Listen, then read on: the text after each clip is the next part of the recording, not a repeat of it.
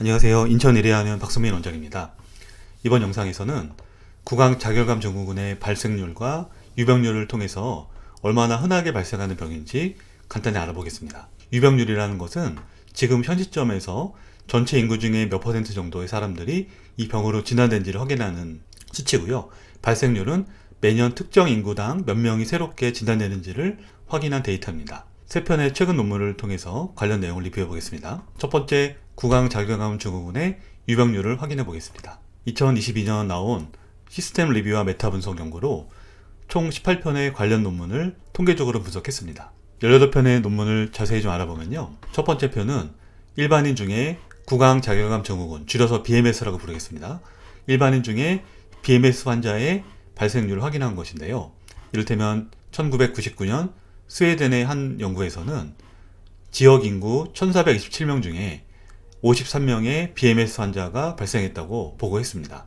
비교적 규모가 큰 연구 중에는요, 미국에서 나온 연구로 13,545명을 관찰하는 동안에 149명의 BMS 환자가 발생했음을 보고했습니다. 2016년도 중국에서 연구에서는 3,756명의 일반인 중에 21명의 BMS 환자가 발생했다고 보고해서 0.57의 발생률을 보였습니다. 두 번째 표는 일반인이 아니고 구강내과를 다니는 환자분들 중에서 BMS 환자의 발생률을 따로 뽑은 것인데요. 2006년 유럽에서 나온 연구에서는 1399명의 구강내과 환자 중에 150명에서 BMS가 확인되었으며 2018년도 중국 연구에서는 21,972명의 구강내과 환자 중 3,454명에서 버닝마우스 신드롬이 확인되었습니다. 유병률을 15.71이라고 보고했습니다. 이런 식으로 모든 연구의 통계를 종합해보면 BMS의 총 유병률은 일반인 중에는 1.73%, 구강내과를 다니는 사람 중에는 7.72%에서 발생했다고 보고했으며, 또한 여성이 남성보다는 3배 정도 높은 발생률을 보였고요. 50세 이상의 유병률은 50세 미만보다 80% 높다고 분석했습니다.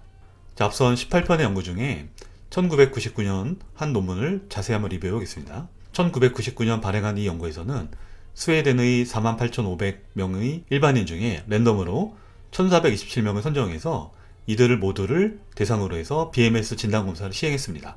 그 결과 남성 중엔 1.6%, 여성 중엔 5.5%에서 BMS가 진단되어서 총 3.7%의 유병률을 보고했습니다. 연령이 높아질수록 유병률이 같이 따라서 증가함을 볼 수 있었고요. 점선의 여성의 유병률이 작은 점선의 남성보다 높았음을 확인할 수 있었습니다. 자, 다음은 구강 자결감 증후군의 발생률을 알아보겠습니다. 2014년 미국 미네소타의 옴스테드 카운티라고 하는 작은 소도시에서 2000년부터 2010년 사이에 새롭게 진단된 BMS 환자가 어느 정도인지를 분석한 연구를 출간했습니다. 옴스테드는 2010년 인구 12만 4천 명, 2010년 인구 14만 4천 명의 작은 소도시입니다.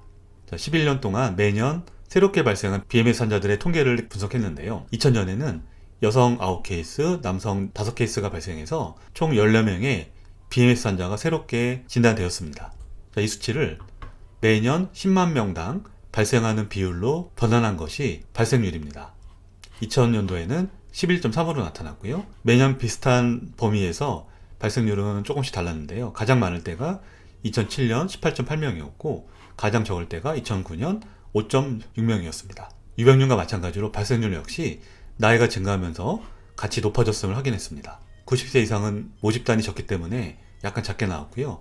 80대가 48.1로 가장 높았고 50세 미만이 3.3으로 가장 적게 나왔습니다. 결론을 보면 BMS는 여성 연인원 10만 명당 18.8건의 발생률을 보였고 남성은 연인원 10만 명당 3.7건의 발생률을 보여서 총 연인원 10만 명당 11.4건의 발생률을 보고했습니다. 이번 영상을 요약해보면 구강 자결감 증후군의 총 유병률, 즉 현 시점에서 얼마나 많은 사람들이 앓고 있는지를 확인한 수치는 일반인 중에는 1.3%에서 나타나며 구강 자결감 증후군의 총 발생률은 연인원 10만 명당 11.4건으로 분석했습니다.